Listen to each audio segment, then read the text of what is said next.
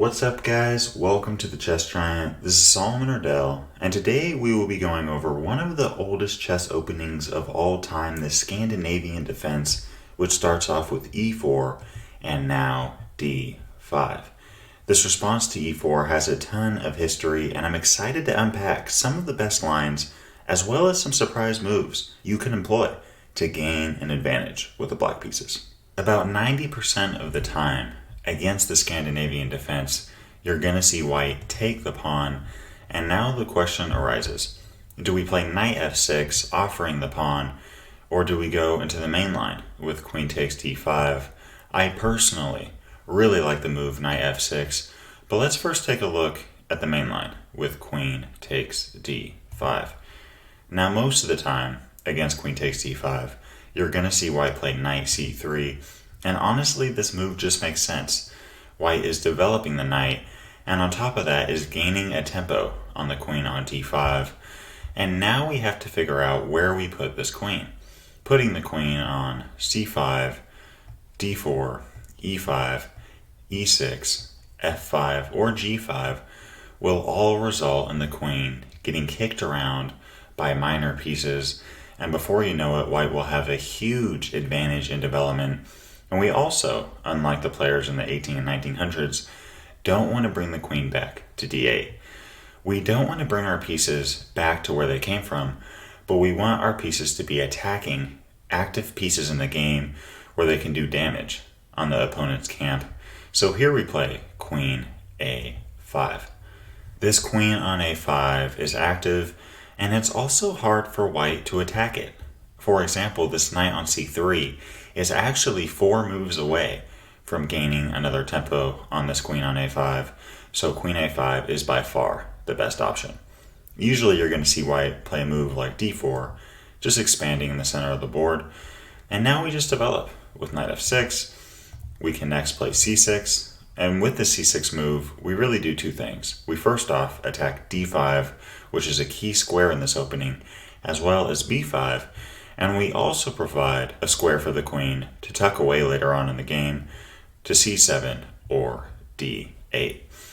And now against bishop c4, we have to figure out what we want to do with our bishop on c8. Do we want to bring our bishop to f5 and then play e6? Or do we want to play e6 right away? We have to figure out what we want to do with our bishop on c8.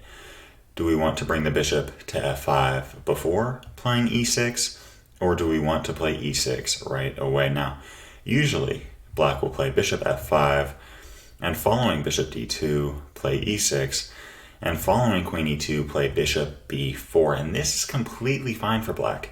Look at all of black's pieces. They're all very active, both of the bishop pair on f5 and b4, as well as the queen and knight on f6. I would give a slight advantage to white here, but this is completely playable for black. The other move that I mentioned, which is less popular, is e6, and I really like this move, and many of you are probably wondering what in the heck is black doing here. Now the bishop on c8 is a quote-unquote tall pawn, and it really doesn't have much activity in the game. But what we're going to do is eventually tuck the queen to c7 or d8, and then fianchetto the bishop with b6 and bishop b7. Let me show you what I mean. Let's say white plays a move like castle's kingside here. Now we just play bishop d6. And following queen e2, we can now castle, play a move like knight bd7. And if white ever plays knight e4, we can simply trade off and then play rook e8. I really like this rook e8 move, both protecting the pawn on e6 and also eyeing the queen on e4. Following bishop d3, at least for me when I first saw this position, I thought white had a clear winning advantage. And I mean, look at white's pieces here. They are active. The bishop on d3 and the queen on e4 are really hunkering down on that h7 pawn, not to mention the active bishop on g5 and knight on f3. But because of our rook e8 move, we now have knight f8, and black is completely fine here. Let's say white plays a move like bishop d2. We can now play queen c7, tucking our queen away, and now that we tucked the queen away to c7, play b6, and following a move like queen h4, play bishop b7. Now yes, white's bishop pair is very active on d2 and d3, hunkering down and attacking the black king. However, with black's next move, c5, the black bishop pair will also be very active, hunkering down on the h2 and g2 pawns. So here I would give a slight advantage to white, but I think that black has a nice position with nice counterplay, and I would be very comfortable playing this position with the black pieces. So that covers queen takes d5. And now guys, for our other option, knight f6. Now, with knight f6, black is technically allowing white to hold on to the pawn on d5 with the move c4, protecting the pawn on d5.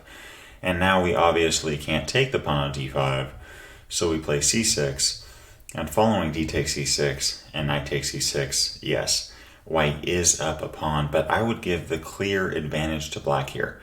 There's really not much stopping black from playing e5 the next move, and following d3, we can play a move like bishop f5, followed by bishop b4 check. Here black is ahead in development, has a huge grip on the d4 square, as well as the fact that the pawn on d3 is not going to be existing much longer. I would definitely give the edge to black here, and I don't think any white player would be comfortable in this position. So yeah guys, c4 is definitely not the best option here. Instead, d4 is the best move, and now we simply take on d5 with the knight, and following c4, we play knight b6. Now knight f3 is the best move for white here, no question. But let's take a look at the move knight c3. I remember once a few years back, I was playing white against the Scandinavian Defense, and I played the move knight c3. I was rated around 2100, and my opponent was rated around 1800, and here he shocked me with the move e5. And honestly, I really do think that white is in trouble now. Yes, white can take the pawn on e5, but now black can take on d1, and following knight takes d1, play knight c6, attacking the pawn on e5, and following f4, play bishop e6, attacking the pawn on c4, and future moves include bishop c5, castling queenside, maybe even bringing the knight on c6 to b4, where it will be attacking the c2 and d3 squares. White is only up a pawn, and black has a huge advantage in space, development, activity of the pieces, and attacking chances, so it is a huge mistake, in my opinion at least, for white to play knight c3. So guys, instead of knight c3, as I mentioned, knight f3 is definitely the best move for white. And now we simply develop with g6, we fianchetto the bishop on g7, we then castle. It really doesn't matter what white does here. There's not much stopping black from developing the pieces in a natural fashion. And following bishop e3, we now have two options. The first is to play knight c6. And with knight c6, our next move, after a move like queen d2, will be the move e5. In the Scandinavian Defense, we cannot just sit around, but we have to play attacking chess, guys. That covers the move knight c6.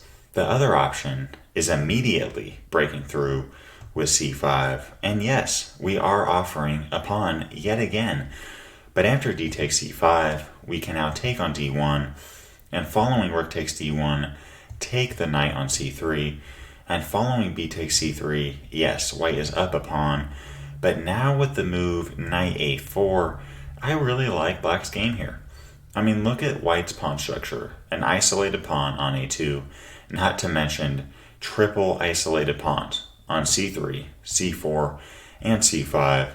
It won't be long until white loses one of those pawns.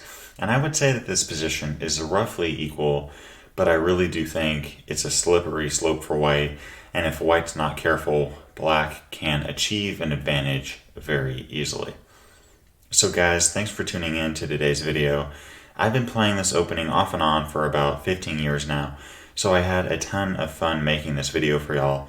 If you guys enjoyed it, I'll be dropping much more opening content, and I'd really appreciate it if you consider subscribing and maybe even hitting the bell so that you don't miss out on any of our new stuff coming out. I really do appreciate the support, and as always, I'm wishing y'all a great day. Peace. Thanks for watching today's video. If you'd like to watch another one, you can click or tap up here. And I've got a lot more high quality chess content on the way. So if you'd like to subscribe, you can click or tap down here. I really appreciate your support.